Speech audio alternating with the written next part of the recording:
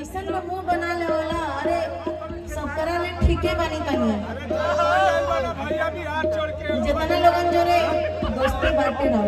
देखी दोस्ती बजान तनी काहे हमें घर रिपोर्ट कर रहल तनी बच के मत रहा हम देखा तनी रोज दुखी बच के से रह तनी ना रह तो बियाह कोटो तय करी हना इतना लड़का सुंदर इतना गुणी इतना बढ़िया स्वर कंठ में बास करत तरी सरस्वती लोग दिया लेके खोजी तब वो बोलो राजा नाम नहीं हेलो अजौन दिया हवा कटत ना लड़कियन की किस्मत फूटल बा जय दी चले गीत संगीत गाए रहे चलो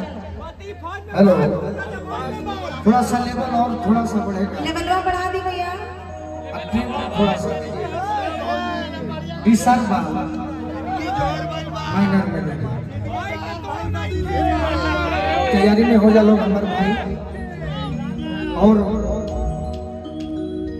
भैया के नाम संजीव जी संजीव भैया के पूरे टीम के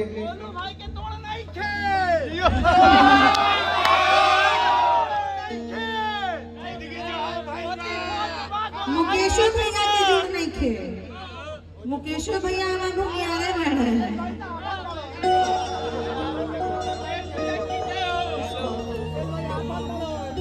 कांग्रेस मंडल अध्यक्ष मानगो